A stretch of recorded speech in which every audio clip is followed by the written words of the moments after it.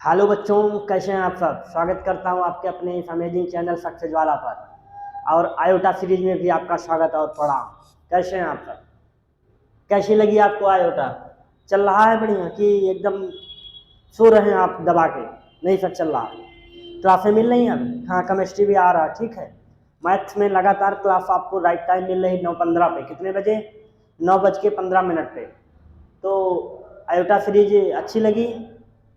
Teachers कैसे हैं? अच्छे हैं। कंटेंट कैसा है वो आप कमेंट में बताएंगे, ठीक है।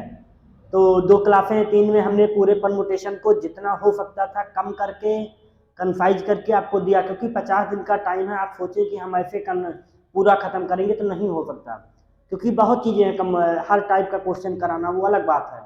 जितना आपके काम का था उतना हमने परमुटेशन एंड कॉम्बिनेशन में आपको दिया। और आप भी टाइम दीजिए ना अपने आप पे। आप क्वेश्चन लगाइए, उसके जितने भी हो सकते हैं आपसे। आज की क्लास का टॉपिक क्या है हमारा? Quadratic equation.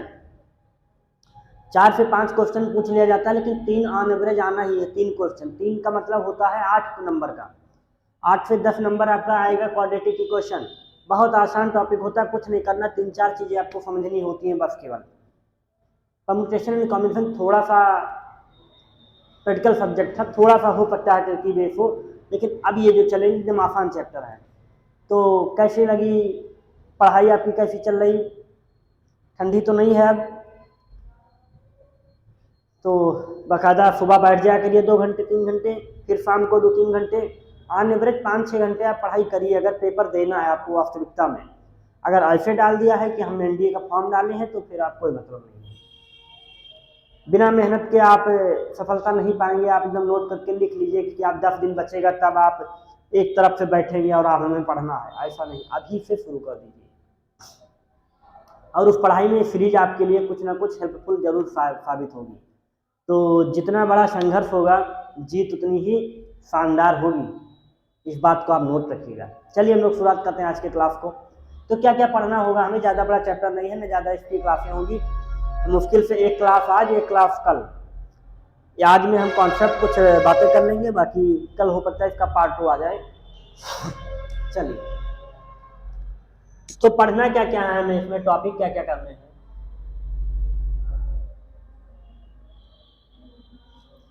First of all हम पहले इसका इंट्रोडक्शन सीखेंगे। क्या?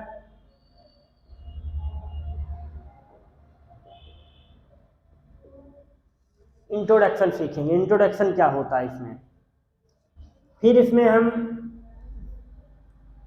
स्टैंडर्ड इक्वेशन की बात करेंगे।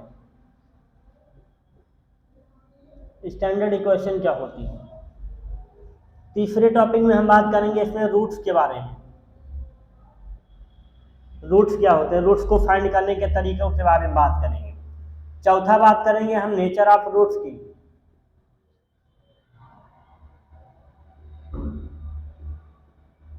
नेचर ऑफ रूट्स की बात करेंगे। 5 नंबर में हम बात कर लेंगे इसमें मिसलेनियस बोल दीजिए बस।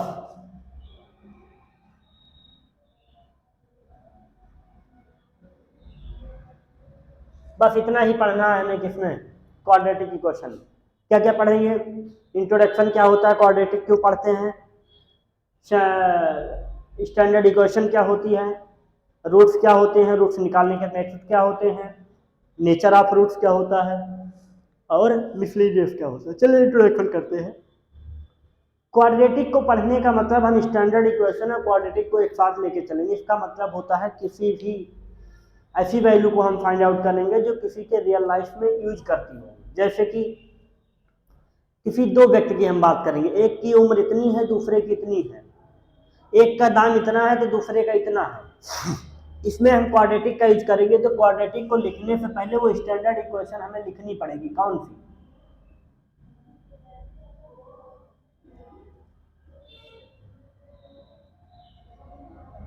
ax² + bx + c = 0। इसी इक्वेशन पे सारा खेल होगा। क्या? इसी इक्वेशन पे सारा खेल होगा। अब आप थोड़ा सा यहाँ इसको समझने की कोशिश करिएगा। सर क्वाड्रेटिक कैसे जानेंगे क्वाड्रेटिक है कि क्वाड्रेटिक है ही नहीं? तो आप 10th में 12th में पढ़े होंगे पहचानने के कुछ मेथड, तो उसको हम बता देते हैं आपको। इसमें आपको ये जानना है कि पहले ए बी एंड सी क्या है, हमारे रियल नंबर है क्या। ए बी सी हमारा क्या है, रियल नंबर है। एक्स हमारा क्या है, इसमें वेरिएबल है, क्या है, वेरिएबल है। एंड देन इसकी एक कंडीशन और है, A is not is equal to 0। चौथी कंडीशन क्या है इसमें कि डिग्री कितनी होनी चाहिए, 2। डिग्री क्या होता है, the maximum power of variable, maximum power of variable that is called degree. Variable की जो मैक्सिमम पावर होगी वो उसकी क्या कहलाएगी, डिग्री। तो इसमें डिग्री कितनी होनी चाहिए, 2। जब मैक्सिमम पावर 2 हो जाएगा तो क्वाड्रेटिक होगा, ठीक है।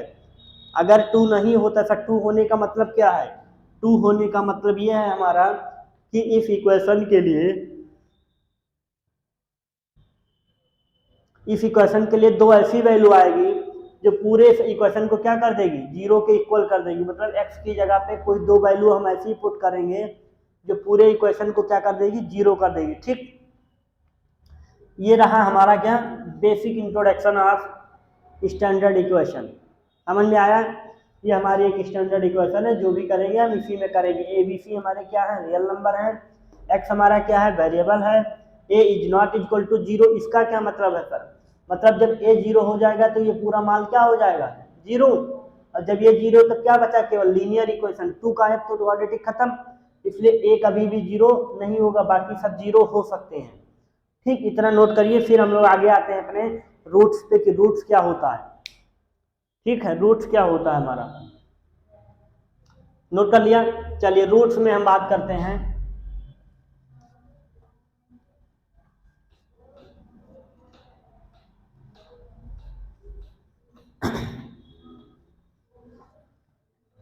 रूट्स में अगर हम लोग चर्चा करें तो देखिए, किसी भी इक्वेशन के एक रूट अल्फा होंगे, अगला रूट हमारा बीटा होगा। यही दो ऐसी वैल्यू है जो पूरे इक्वेशन को 0 करने की क्षमता रखती है, ठीक। अब 0 करने की क्षमता का मतलब क्या समझे सर, यहाँ पर हम रूट से पाएंगे कैसे कि कौन सा रूट है जो 0 होकर दिया उसको। तो उसको निकालने के लिए 2-3 मेथड है आपके पास। पहला मेथड हम लोग पढ़ते हैं फैक्टर मेथड, फैक्टर मेथड क्या, इसी को मिडिल स्प्लिट टर्म भी बोलते हैं जब आप पढ़े होंगे। अगला को हम क्या बोलते हैं sir, perfect square method, perfect या कंप्लीट स्क्वायर मेथड बोलते हैं। तीसरे को हम बोलते हैं क्वाड्रेटिक फार्मूला, क्या बोलते हैं, क्वाड्रेटिक फार्मूला मेथड।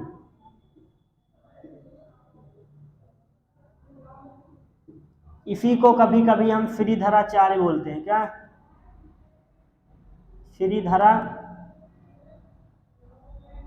श्रीधराचार्य। ये 3 ऐसे मेथड हैं जो आपको उस दोनों वैल्यू को निकालने में मदद करेंगे। जैसे कि हम देखते हैं थोड़ा सा, अब हम पहले फैक्टर मेथड से शुरुआत करेंगे, ठीक। यहाँ दिख रहा है आपको, जैसे दिया गया x square plus 6x plus 5, एक क्वेश्चन दिया गया x square plus 6x plus 5 equal to 0।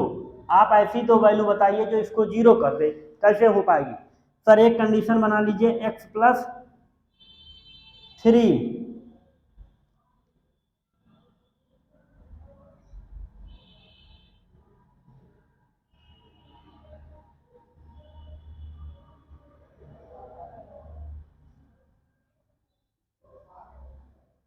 ये है क्वेश्चन, क्या है ये। अब बहुत बच्चों को नहीं आता तो हम थोड़ा सा आपको सॉल्व करना इसको बता देते हैं क्या होता है। सी वाले को आप फैक्टर करिए और जोड़ने पे आपका 5 आए, तो 6 का कोई ऐसा फैक्टर बताइए कि ऐड करने पे 5 आ जाए। सर 2 3 जा 6, x square plus 3x plus 2x plus 6 equal to 0। दोनों में कुछ कॉमन है, एक्स क्या बचा यहाँ पे, x प्लस 3, इधर भी कुछ कॉमन है, प्लस का 2 कॉमन है, क्या बचा x प्लस 3। दोनों में x प्लस 3 कॉमन है, इधर x प्लस 2, मतलब कहने का हमारा 0 चल रहा है। एक बार x प्लस 3 इक्वल टू 0, एक कंडीशन में x प्लस 2 इक्वल टू 0। तो एक x की वैल्यू आ गई -3, एक x की वैल्यू आ गई -2। यही तो ऐसी वैल्यू है जो पूरे इक्वेशन को क्या कर देगी, 0। मतलब इसकी जगह पे अगर हम -3 पुट कर दें एक बार, एक बार -2 पुट कर दें तो इक्वेशन क्या हो जाएगा हमारा, 0 हो जाएगा। ऐसे ही हम इसका यूज कब करते हैं, इसका यूज कब करते हैं, नॉर्मल क्वेश्चन में हम इन दोनों का यूज कर लेते हैं, पर कुछ ऐसे क्वेश्चन आ जाते हैं जो फैक्टर मेथड से सॉल्व नहीं होते, तो उसका यूज हम करते हैं श्रीधराचार्य या फिर क्वाड्रेटिक फार्मूले का। ये फार्मूला एक आपका ब्रह्मास्त्र है, क्या ब्रह्मास्त्र है। जैसे कि हर मर्ज की दवा पैरासीटामॉल, क्या हर मर्ज की दवा पैरासीटामॉल, ऐसे ही हर क्वेश्चन की दवा, हर क्वेश्चन का सॉल्यूशन श्रीधराचार्य, क्वाड्रेटिक फार्मूला। इतनी बातें आपने नोट कर ली, चलिए आगे चलते हैं। रूट्स को आपने कुछ समझ लिया, पर हम इसी रूट से एक बात और यहाँ पर समझने की कोशिश करेंगे। नोट कर रहे हैं ना आप लोग, कुछ बातें और यहाँ पर कर लें इसी वक्त आपको, नहीं तो थोड़ा आप जब आगे चलते हैं तब आपको थोड़ा सा प्रॉब्लम होता है। क्या रूट्स में ही हम कुछ बातों को और सीख लेंगे, जैसे कि ये हमारा दिया गया x² + bx + c = 0। यहाँ पर 2-3 आपको कॉन्सेप्ट फैक्ट याद रखने हैं, जैसे कि पूछ लिया जाएगा सम ऑफ रूट्स।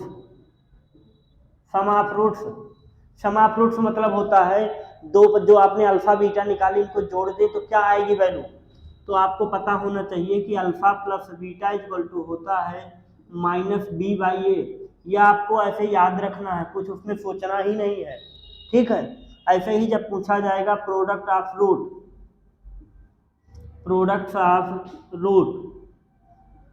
काफी बच्चों का कमेंट था सर दिखता नहीं है, थोड़ा बड़ा लिखा करिए, तो आज कोशिश कर रहे हैं, ठीक है। आप जो जो कहेंगे वो होगा, पर आपका सिलेक्शन होना चाहिए बस। प्रोडक्ट ऑफ रूट्स की अगर हम बात करें तो अल्फा इंटू बीटा, प्रोडक्ट मतलब होता है मल्टीप्लाई, ठीक है, अलजेब्रा में हम उसे प्रोडक्ट बोलते हैं। अल्फा इंटू बीटा = होता है c/a। सर अभी आपने क्वेश्चन निकाला था, लगाया था क्या सर, भी आपने दिया था हमें x² + 5x + 6 = 0। अब आपने सर निकाला भी था कि अल्फा की वैल्यू है -3 और बीटा की वैल्यू है -2। तो सर हमें जोड़ के दिखाइए कि अल्फा + बीटा = इतना होता है। चलो भैया नहीं मानोगे तो क्या करेंगे, अल्फा + बीटा हमने कहा इस इक्वेशन से आप डायरेक्ट निकाल सकते थे। कैसे, अल्फा + बीटा -b/a, हमने बोला -b/a। b की वैल्यू कितनी है सर 5, लेकिन -a की वैल्यू 1। पर अभी हमने निकाला भी तो था क्या, अल्फा की वैल्यू -3, बीटा की वैल्यू -2 मतलब -5। अरे वाह सर, आपने तो एकदम बता दिया हमें, एकदम आया, चमका नहीं चमका, चमक गया सर। देख लो, ये होता है कॉन्सेप्ट, आपको पता है तो आप कुछ भी कहीं से भी कर सकते हो, ठीक। ऐसे इसको भी करोगे c/a 6, 2 और 3 का मल्टीप्लाई करोगे 6 हो जाएगा। तो ये दोनों बहुत इंपॉर्टेंट है आपके, इनको आप देख लीजिए थोड़ा सा। आगे की टॉपिक पे हम आते हैं, नेचर ऑफ रूट्स क्या होता है, इसको हम कैसे पढ़ेंगे, थोड़ा सा अलग अंदाज में आज सीखेंगे। इतना आप नोट कर लीजिए, फिर हम लोग चलते हैं।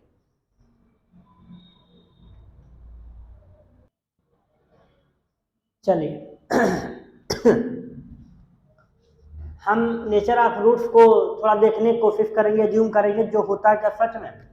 तो इससे पहले थोड़ा सा हम इधर बगल में लिखना चाहेंगे आपके, हमने श्रीधराचार्य लिखा था पर आपको फार्मूला नहीं बताया गया, देख लीजिए। इसका फार्मूला होता है x = -b ± (b² - 4ac/2a)। ये हमारा क्या होता है, यही है यो क्वाड्रेटिक फार्मूला। इसी इतनी वैल्यू को जो अंदर रूट में लिखी है, इसी को हम बोलते हैं डी। क्या बोलते हैं, डी। क्लियर, डी का मतलब होता है डिस्क्रिमिनेंट। तो डी की वैल्यू को हम क्या लिखते हैं, b² - 4ac,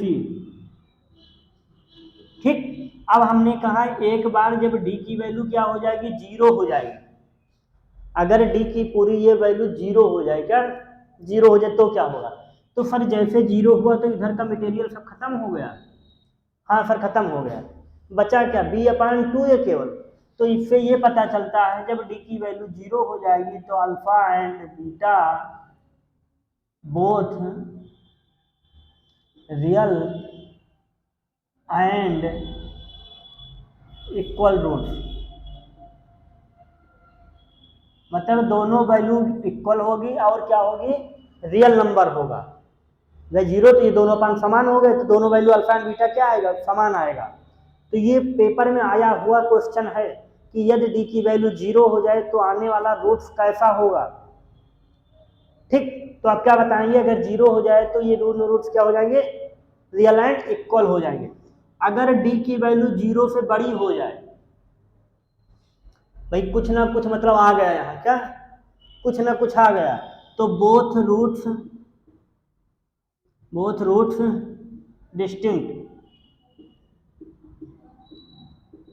डिस्टिंक्ट दोनों रूट्स क्या होंगे, अलग अलग होंगे, क्योंकि भाई कुछ ना कुछ वैल्यू तो अब आ गई अंडर रूट के अंदर। अगली, अरे हाँ क्लियर। तीसरी कंडीशन हमने क्या दी है आपको कि अगर डी की वैल्यू जीरो से छोटी हो जाए। अब जीरो से छोटा होने का क्या मतलब है, वैल्यू नेगेटिव में आ जाए, माइनस में आ जाए, तब क्या होगा, आप ये देखिए, मतलब अंडर रूट के अंदर माइनस आ जाएगा, और जब अंडर रूट के अंदर माइनस आ जाता है तो उसे हम कुछ और बोलते हैं, जो इस चैप्टर के बाद टॉपिक आएगा कॉम्प्लेक्स नंबर, वो होता है कॉम्प्लेक्स नंबर। तो इसलिए इसके रूट्स इरेशनल हो जाते हैं, इरेशनल एंड कॉम्प्लेक्स रूट। कौन सा रूट, कॉम्प्लेक्स रूट। ये वेरी इंपॉर्टेंट टॉपिक है आपके फॉरेन डीए के लिए। यहाँ से एक क्वेश्चन आपका पुटअप हो ही जाएगा नेचर ऑफ रूट से, क्योंकि यहाँ बच्चों को कंफ्यूजन होती है, पर हमने दिखा दिया कि ऐसे होता है, जब अंडर रूट के अंदर माइनस वैल्यू आती है तब वो क्या हो जाता है, कॉम्प्लेक्स रूट्स हो जाता है।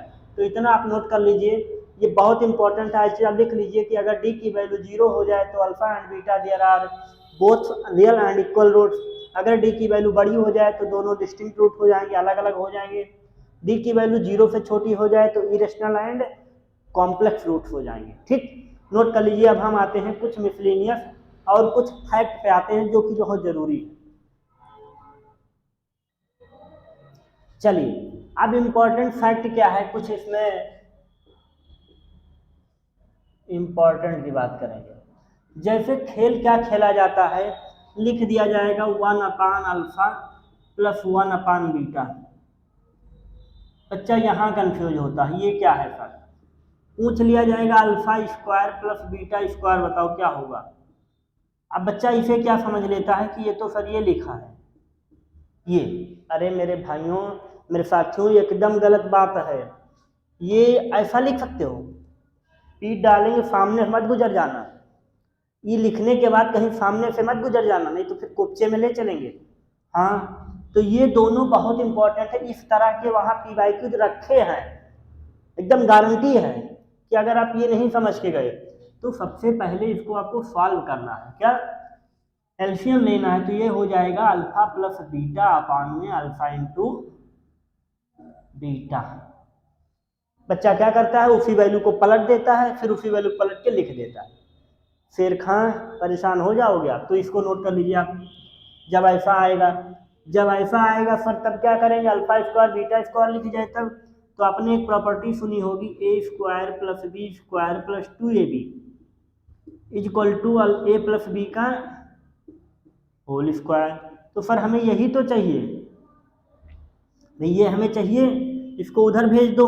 तो क्या हो जाएगा, A square plus B square equal to A plus B का whole square minus 2a into B.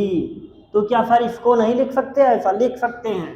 क्या लिखेंगे, अल्फा प्लस बीटा का whole square minus 2 alpha into beta. ऐसा क्यों बनाया हमने, क्योंकि हमें जो वैल्यू मिली होती है वो अल्फा प्लस बीटा के फॉर्म में होती है, और वैल्यू अल्फा इंटू बीटा के फॉर्म में होती है।